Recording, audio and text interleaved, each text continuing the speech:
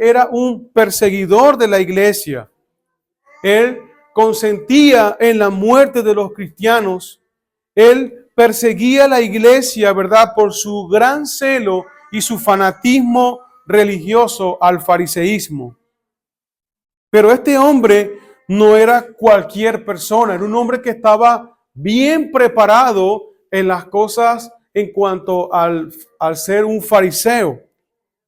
Y quiero que miremos allí en Gálatas, capítulo 1, un poco su testimonio. Gálatas, capítulo 1. Fíjense allí en Gálatas, capítulo 1, del 11 al 16.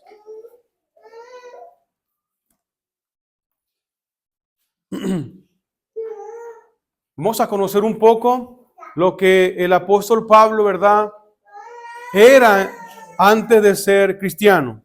Capítulo 1, 11 al 16 dice: mas os hago saber, hermanos, que en el evangelio anunciado por mí no es según hombre, pues yo no lo recibí ni lo aprendí de hombre alguno, sino por revelación de Jesucristo.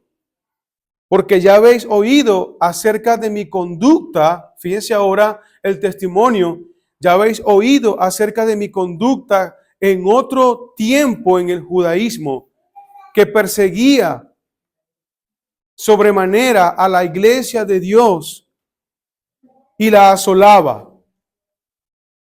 Y en el judaísmo aventajaba a muchos de mis contemporáneos en mi nación, siendo mucho más celoso de las tradiciones de mi padre. Fíjense ahora él lo que dice de lo que él era antes. Era un hombre celoso de las tradiciones de su padre. Era un hombre que tenía, ¿verdad?, un conocimiento tremendo acerca del judaísmo, pero que él perseguía, ¿verdad?, y asolaba a la iglesia de Dios. Vamos ahora a Hechos, capítulo 22. Fíjese ahora Hechos, capítulo 22.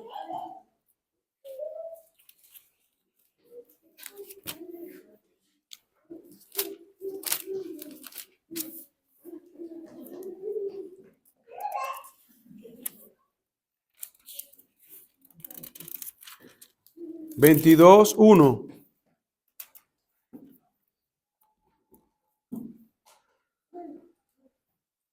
Dice: varones hermanos y padres, oíd ahora mi defensa ante vosotros.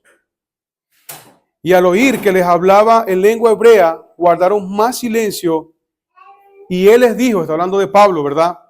Yo de cierto soy judío, nacido en Tarso de Cilicia, pero criado en esta ciudad, instruido a los pies de Gamaliel. Gamaliel era un padre del fariseísmo, un hombre, ¿verdad?, conocedor de las doctrinas del fariseísmo, y era su maestro. Y dice: estrictamente he sido instruido a los pies de Gamaliel, estrictamente conforme a la ley de nuestros padres, celosos de Dios como lo sois todos vosotros. Hechos capítulo 22, versículo 4. Perseguía yo este camino hasta la muerte, prendiendo y entregando en cárceles a hombres y mujeres. Y como el sumo sacerdote también me es testigo, y todos los ancianos, de quienes también recibí carta para los hermanos, y fui a Damasco a traer presos a Jerusalén, también a los que estuviesen allí, para que fuesen castigados. Fíjense lo que hacía Pablo. Perseguía a los cristianos. Él estaba presentando ahora su defensa. Él está dando un testimonio de lo que él era antes en el fariseísmo. Era un perseguidor de la iglesia, era un hombre celoso en cuanto a las tradiciones del fariseísmo. Pero luego vemos en el capítulo 9 de Hechos,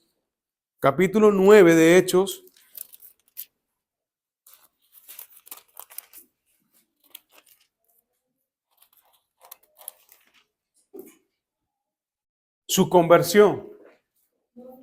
capítulo 9 de Hechos. Dice, Saulo respirando aún amenaza. Fíjense ahora lo que sus emociones. Saulo respirando aún amenaza y muerte contra los discípulos del Señor, vino el sumo sacerdote y le pidió cartas para las sinagogas de Damasco, a fin de que si hallase algunos hombres o mujeres de ese camino, los trajese presos a Jerusalén.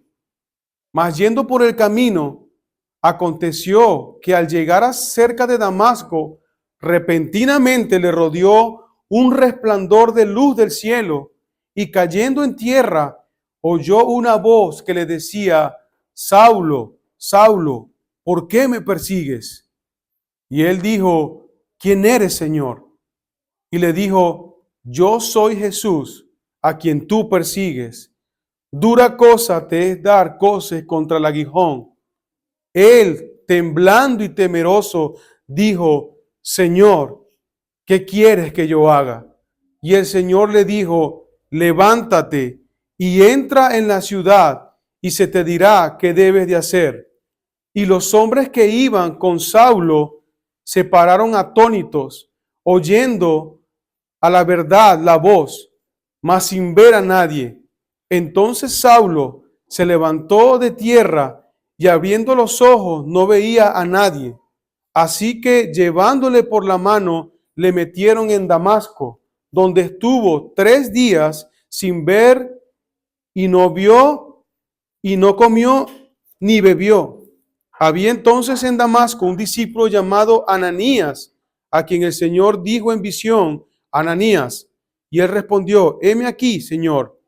Y el Señor le dijo, levántate y ve a la calle que se llama Derecha y busca en casa de Judas a uno llamado Saulo de Tarso, porque he aquí él ora.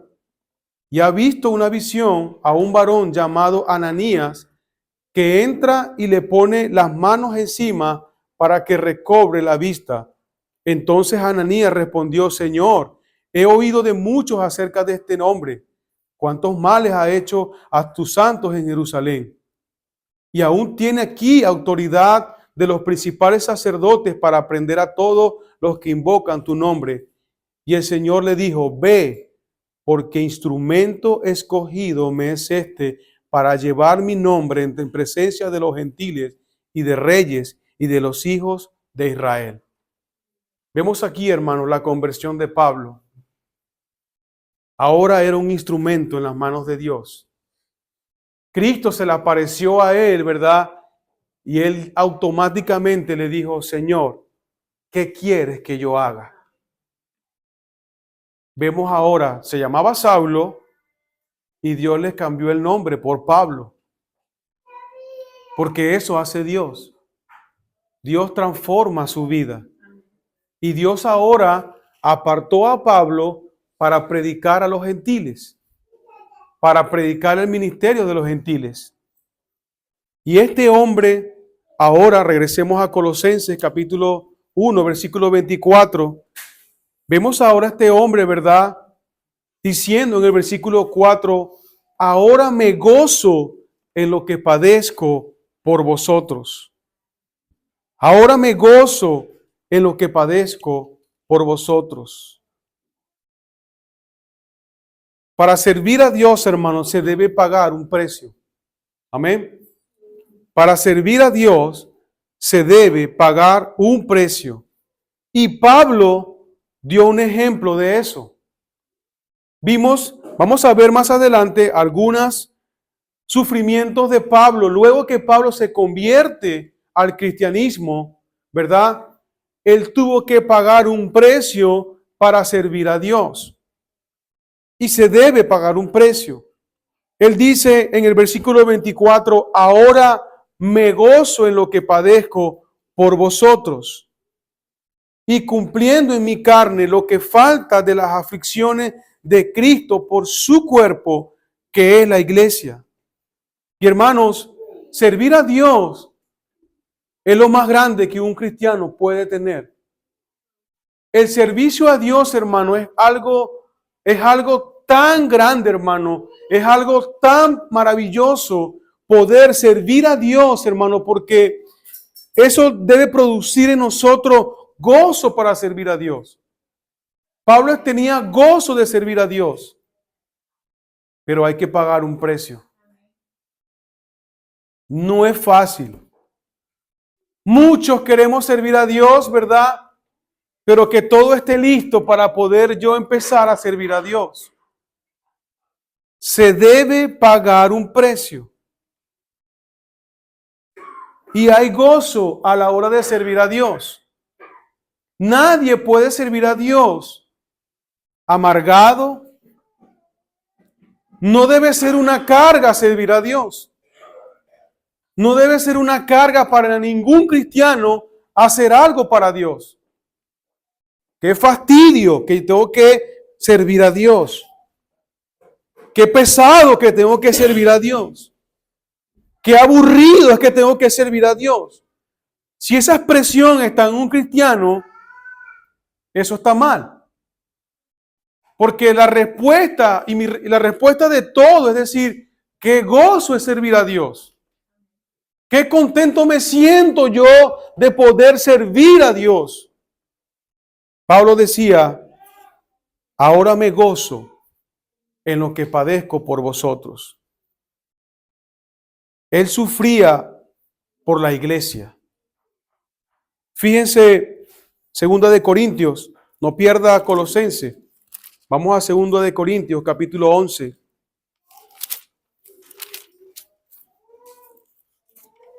Segunda de Corintios, capítulo 11.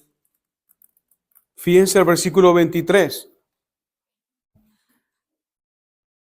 Segunda de Corintios, capítulo 11, versículo 23. ¿Son ministros de Cristo? ¿Verdad? Es una pregunta. ¿Son ministros de Cristo? Como si estuviera loco hablo. Yo más, en trabajo más abundante, en azotes sin número, en cárceles más, en peligro de muerte muchas veces. De los judíos, 5 veces he recibido 40 azotes menos 1. 3 veces he sido azotado con vara, 1 vez apedreado, 3 veces he padecido naufragio, 1 noche y 1 día he estado como náufrago en alta mar, en camino muchas veces, en peligros de ríos, peligro de ladrones, peligro de los de mi nación, peligro de los gentiles, peligros en la ciudad, peligros en el desierto, peligros en el mar, peligro entre falsos hermanos, en trabajo y fatiga, en mucho desvelo, en hambre y sed, en muchos ayunos, en fríos y en desnudez, y además de otras cosas, lo que sobre mí se agolpa cada día, la preocupación. ¿Por qué? Fíjense, hermano, el precio que este hombre pagó por servir a Dios. Era un hombre como tú y como yo. Pero para servir a Dios, hermano, se debe pagar un precio. Para servir a Dios, hermano, nosotros tenemos que sacrificar muchas cosas para poder estar listo para servir al Señor. Y eso es algo que hoy en día muchos cristianos no quieren hacer. Muchos cristianos piensan que el cristianismo es una vida cómoda, llena de prosperidad, en donde yo solamente voy a asistir como un dominguero cada domingo y cuando salgo de la iglesia, mi vida es secular. Mi vida es secular. Yo puedo seguir en el mundo mientras no esté en la iglesia. Y quiero servir a Dios sin tener un compromiso de santidad, ¿verdad? Y ni pagar el precio, hermano. Eso no es lo que yo veo en la Biblia. En primer lugar, hermano, nosotros tenemos que poner nuestro cuerpo en un sacrificio vivo, santo, agradable a Dios, que es vuestro culto racional. Nadie quiere servir a Dios sin pagar el precio. Todos queremos la comodidad. Pero para servir a Dios yo tengo que sacrificar cosas. Pablo decía, ahora me gozo en lo que padezco por vosotros, por la iglesia.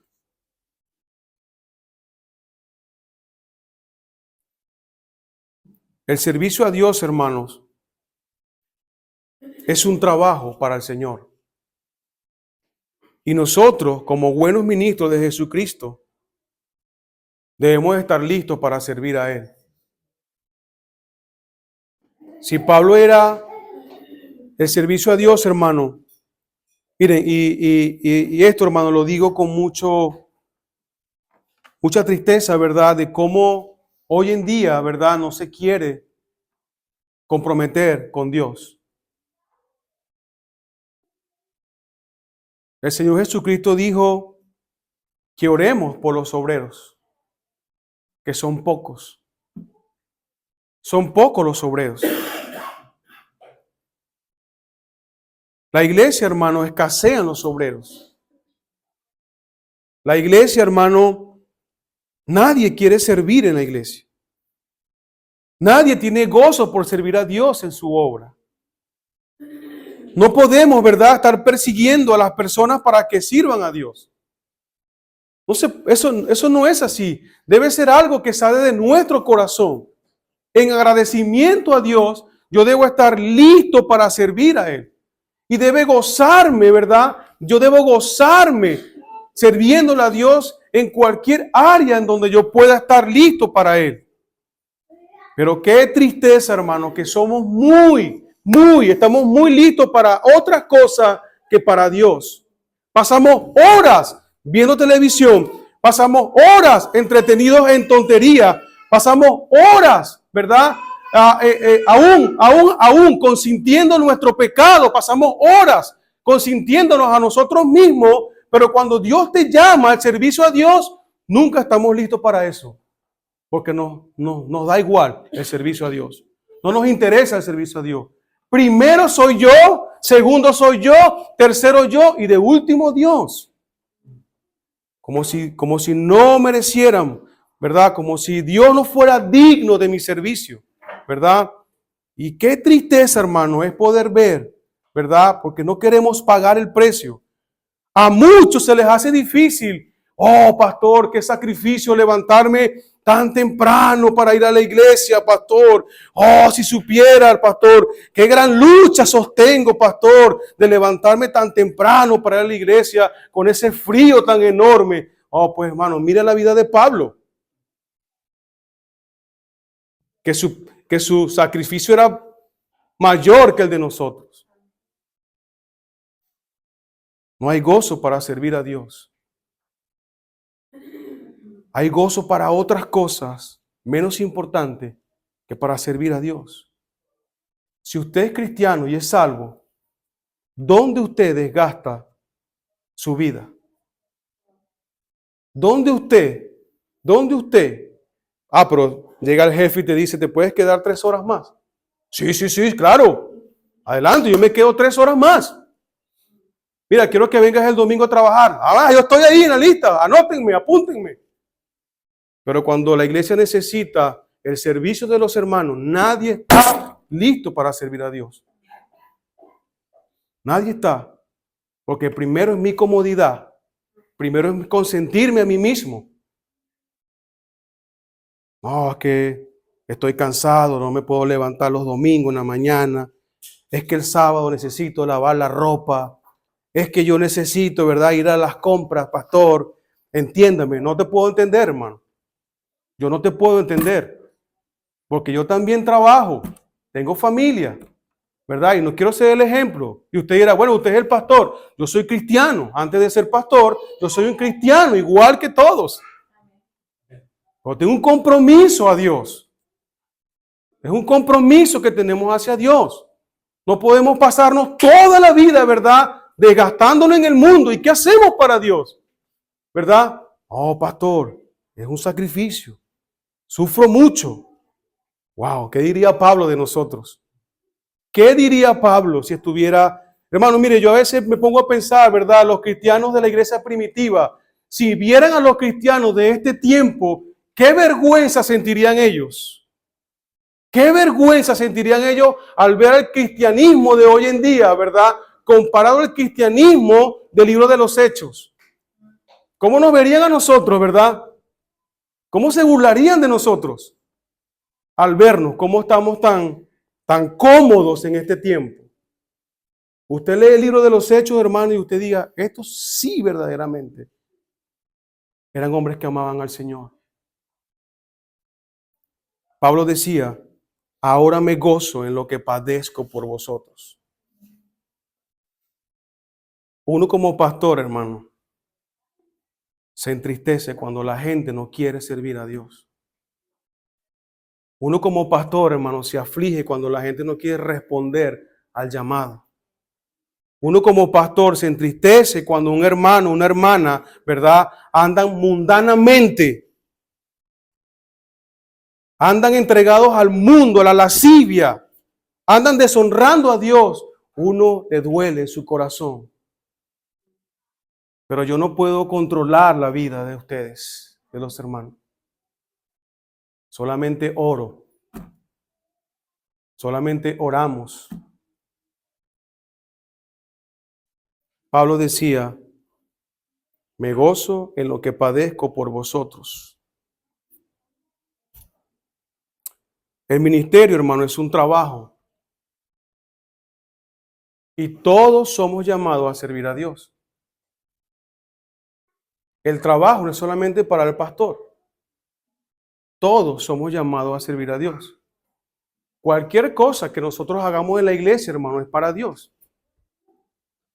Si usted va a tocar un instrumento, es para Dios. Y usted tiene que tener una vida en santidad, a propósito. No podemos hacer un servicio en la iglesia, ¿verdad? Santamente, y cuando salimos de la iglesia nos estamos arrevolcando como un cerdo en el chiquero. Eso no es compatible, hermanos. Estás jugando con Dios. Es mejor que lo dejes, sigas arrevolcándote en el chiquero como un cerdo y deja eso quieto allí, porque las cosas de Dios son santas.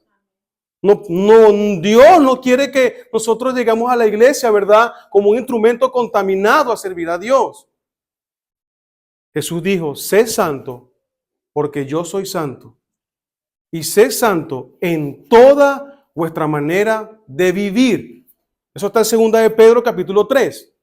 Él dice, sé santo en toda vuestra manera de vivir. No en algunas áreas. No solamente en la iglesia, en toda nuestra manera de vivir. La santidad, hermano, es algo importante en nuestra vida. Y para servir a Dios, hermano, es un trabajo, ¿verdad? Pero también tenemos que saber que tenemos que estar en santidad. Muchos no quieren la santidad. Muchos quieren trabajar en la obra de Dios, pero sin santidad. Y eso no es compatible con la vida cristiana. Pablo decía en el versículo 25, de la cual fui hecho ministro según la administración de Dios que me fue dada para con vosotros, para que anuncie cumplidamente la palabra de Dios. Este hombre, ¿verdad? Un hombre de Dios que es llamado a ser pastor de una iglesia, ¿verdad? Él es hecho ministro y él debe administrar las cosas de Dios fielmente y predicar su palabra fielmente, ¿verdad? Y por eso, hermano, es que nosotros como pastores somos supervisores, somos los que alimentamos a la grey y somos los que pastoreamos la grey de Dios. Dios nos ha puesto en el ministerio y nosotros tenemos que supervisar y tenemos que buscar que su iglesia ande santamente. Pablo decía, yo fui hecho ministro según la administración de Dios para que anuncie cumplidamente la palabra de Dios. Y te va a doler seguramente algunas cosas que se predican desde aquí. Pero si está en la Biblia, hermano, amén. No soy yo, es Dios. Porque es un trabajo. Yo voy a rendir cuenta a Dios por esta iglesia. Yo voy a rendir cuenta a Dios por las personas que Dios pone a mi frente, en mi camino. Y yo tengo que ayudarte. A propósito, hermano, déjese pastorear. Déjese pastorear. No sea una oveja, no sea un tigre. Sea oveja. Porque a veces las ovejas parecen tigres o lobos y no podemos pastorear a alguien así. Tiene que dejarse pastorear, ¿verdad? Y dejar que el Señor, a través de los siervos de Dios que pone en la iglesia, usted pueda ser guiado. Dios nos llama ovejas a nosotros, hermano. Entonces, el Señor ha dicho, hermano, Pablo dice aquí que fuimos hechos ministros según la administración de Dios. Y un ministro debe dar a conocer las riquezas de gloria, la esperanza de gloria que es Cristo. Fíjense el versículo 26 y 27 del capítulo 1, ¿verdad? Y dice, este es el misterio que había estado oculto desde los siglos y edades, pero que ahora ha sido manifestada a sus santos, a quienes Dios quiso dar a conocer las riquezas de la gloria de este misterio entre los gentiles, que es Cristo en vosotros, la esperanza de gloria. Versículo 28, a quien anunciamos amonestando a todo hombre, enseñando a todo hombre en toda sabiduría, a fin de presentar perfecto en Cristo Jesús a todo hombre. Fíjense, hermano, el ministerio que Dios nos ha encargado a nosotros. Nosotros tenemos que enseñar a la grey de Dios a que ellos deben ser a la imagen de Cristo, a parecernos más a Cristo, amonestando a la grey de Dios, predicando a la grey de Dios sobre Cristo. Sobre Cristo. Porque dice, Cristo es la esperanza de gloria. Y siempre un fiel ministro del Señor siempre te va a hablar, te va a predicar conforme a las Escrituras y te va a pedir que seas igual a Cristo. Ese es el objetivo, ser igual a Cristo en nuestro carácter. Es algo por lo cual yo personalmente estoy luchando. Yo me quiero parecer a Cristo. Yo tengo que formar carácter de Cristo y no soy perfecto. He cometido errores, pero no me quedo en mis errores. Voy buscando cada día más parecerme más a Cristo. Y la gente que pone a Dios a mi alrededor, yo tengo que transmitir ese mensaje, ¿verdad? Amonestando a todo hombre, enseñando a todo hombre en toda sabiduría de la palabra de Dios, ¿verdad? A fin de presentar perfecto en Cristo Jesús a todo hombre.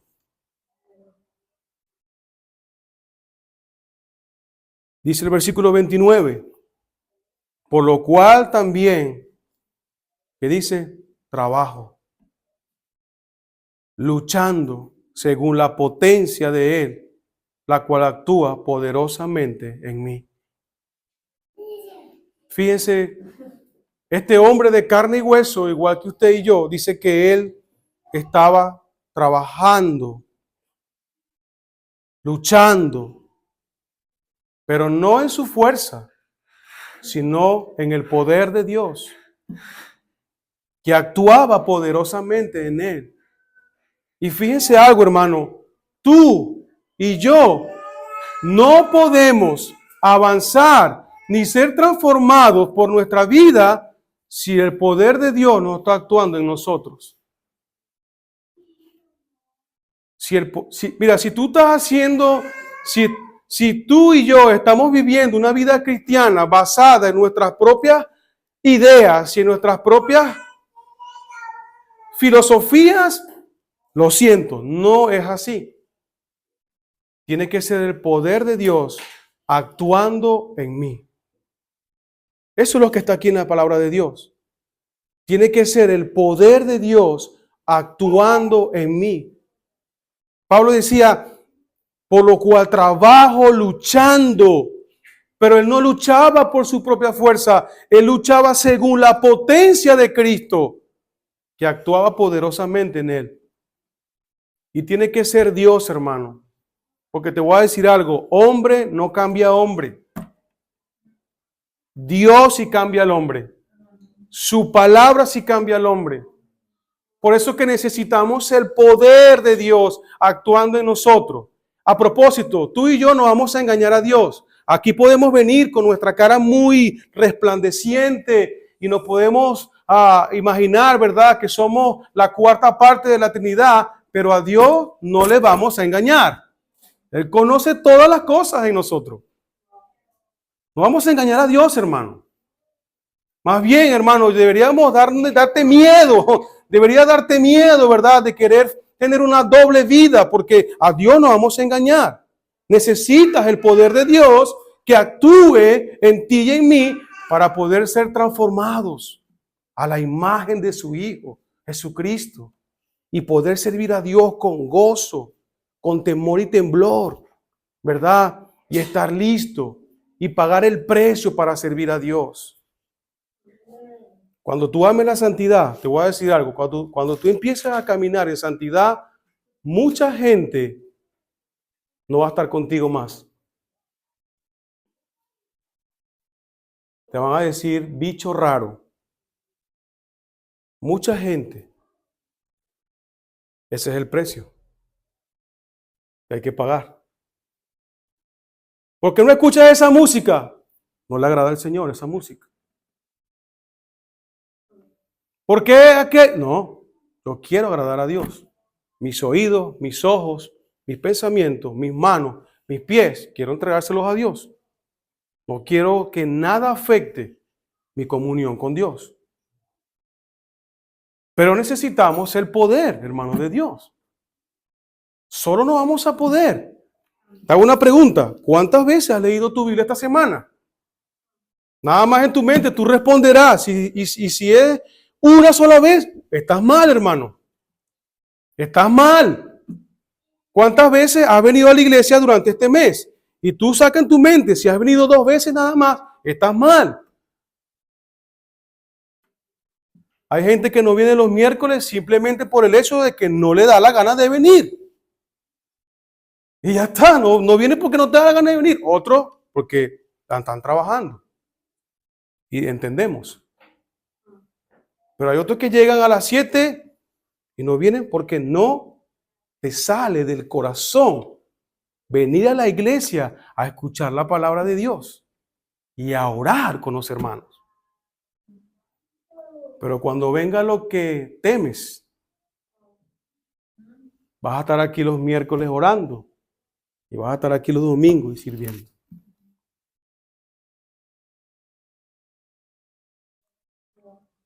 Te hablo con el corazón, hermano.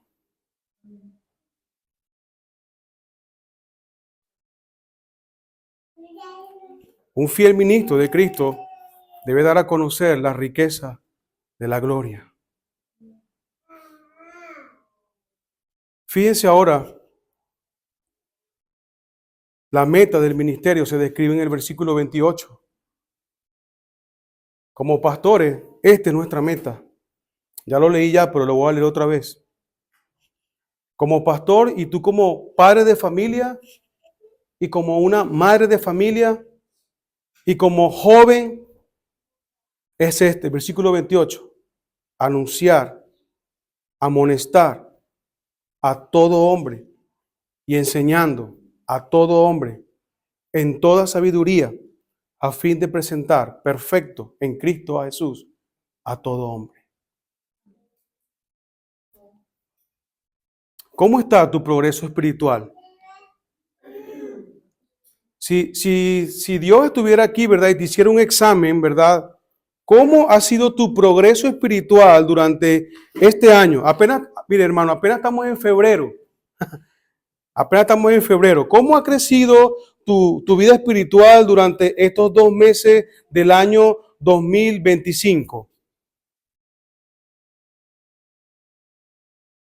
¿O cómo te estás pareciendo tú a Cristo?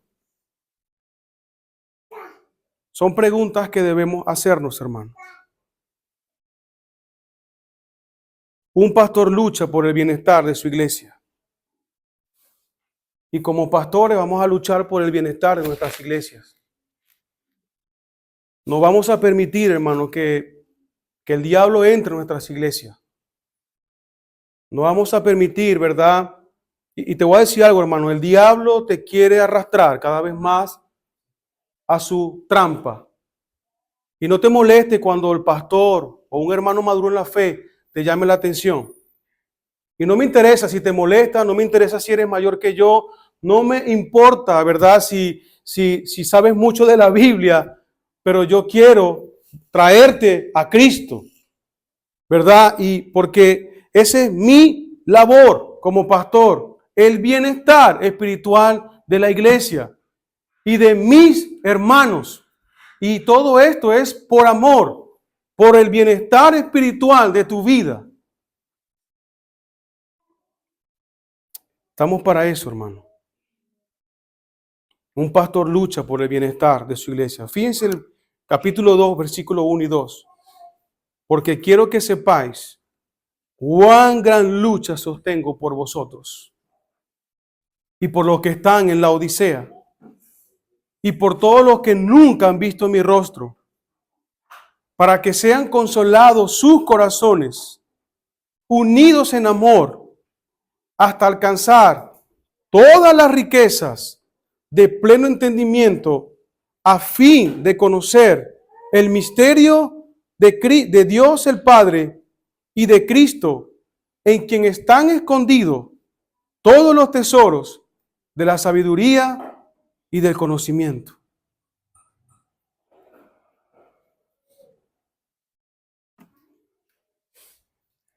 Por eso, hermano, un pastor lucha por el bienestar.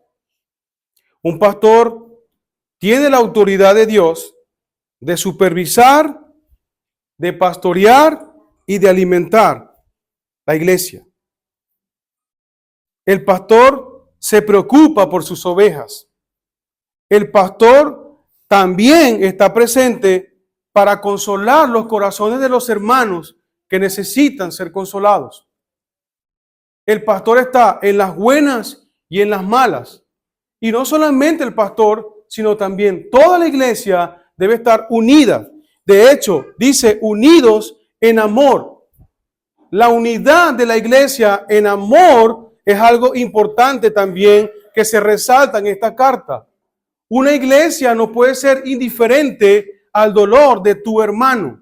Una iglesia debe estar unidas en amor. A mí me debe doler, ¿verdad? Un hermano que ha caído en pecado. A mí me debe doler un hermano que se ha extraviado. A mí me debe doler el dolor de un hermano.